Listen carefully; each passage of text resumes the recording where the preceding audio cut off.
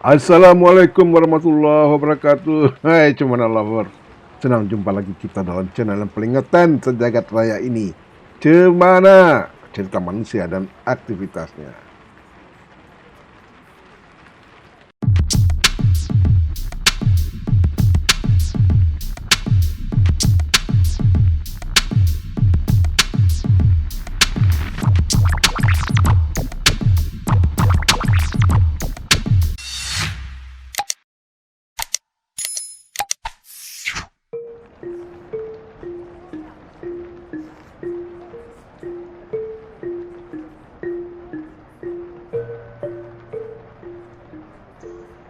Tak ada waktu terbuang percuma untuk membuat kreasi rajutan ini.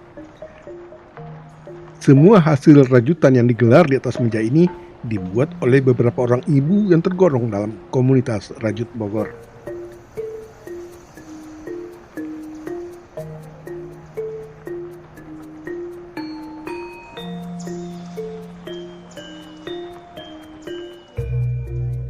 Dari jemari mereka yang terampil memainkan jarum, tampak sudah tidak muda lagi. Usia tidak jadi kendala untuk aktivitas yang berguna seperti ini. Karena dengan merajut, mereka merasa tetap sehat.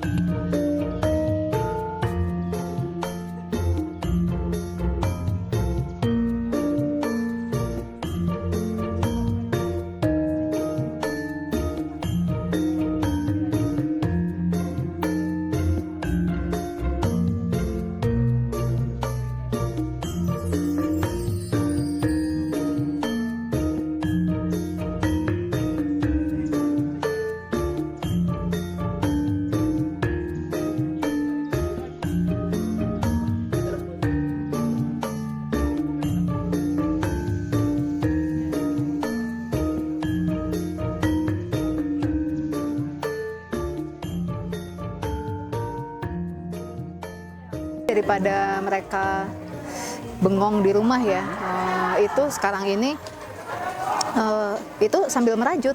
Jadi biasanya kan sekarang ini aktivitas yang banyak dilakukan adalah masak, bercocok tanam. Nah, terus aktivitas lainnya yaitu kegiatan kreativitas lah, hobi, mengerjakan hobi kayak gitu. Jadi, nah kalau saya sama komunitas kita memang, maksudnya sebelum pandemi pun kita udah menggerakkan, kita punya gerakan lah anggap aja gitu. Jadi gimana ibu-ibu di rumah, misalkan sambil gosip sama tetangga, itu tetap punya karya gitu.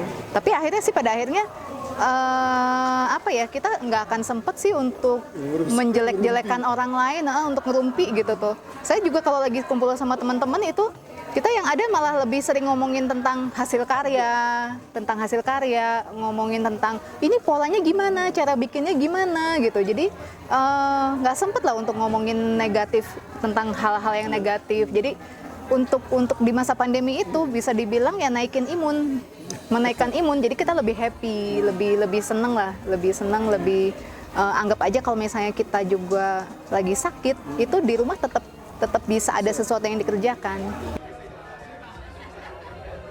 Ini sekarang kita lagi mau bikin topi sama ya untuk seneng-senengan gitu, bikin tas. Jadi bikin ramean yuk gitu. Jadi kita share pola, itu kita kerjain bareng-bareng. Kalaupun misalnya, Mbak saya nggak bikin tas ya nggak apa-apa juga gitu kan. Ini bukan apa ya, bukan paksaan gitu. Ini kita bikin sesuka hati kita, sesenangnya kita kayak gitu. Jadi pokoknya apa yang senang dikerjakan, atau saya share pola, atau teman-teman lah ada yang share pola, ada yang bagi-bagi pola. Nah itu seringnya itu, Mbak ini saya boleh kerjainnya beda nggak? Ya boleh. Maksudnya jadi kita cuma gambar intinya, mau dikreasikan jadi apa, jadi dompet misalnya, kita ada polanya pola tas, tapi mau dibikin jadi dompet, dibikin jadi apa, tasnya terus apa dasarnya, saya nggak mau pakai yang dasarnya kotak gitu misalnya, mau pakainya dasarnya oval atau bulat atau apa, terserah gitu. Pokoknya sebebas mungkin, dan itu bisa dilihat kan sama Bapak tadi, ada yang kecil, ada yang besar, ada yang ini itu kayak gitu. Nah ya pokoknya jadi terserah.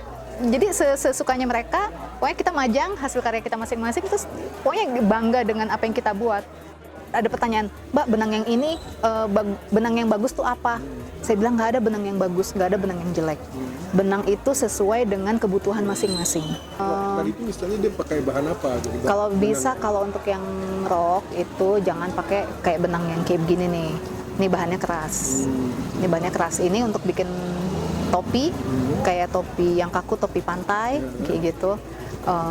Topi pet gitu ya, atau tas.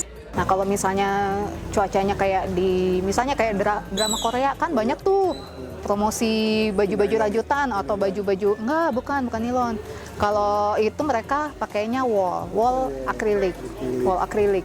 Jadi itu benangnya cocok memang untuk cuacanya mereka, untuk nahan dingin, apa dan segala macam karena memang anget. Kalau kita pakai yang bahan wol itu keringetan, panas. mereka sudah konsultasi ke Mbak Ari, nggak tahu setiap hari mereka mengalami kesulitan. Mbak Ari ini gimana ya atau segala ini? Iya, pokoknya di grup aja. Ada grup.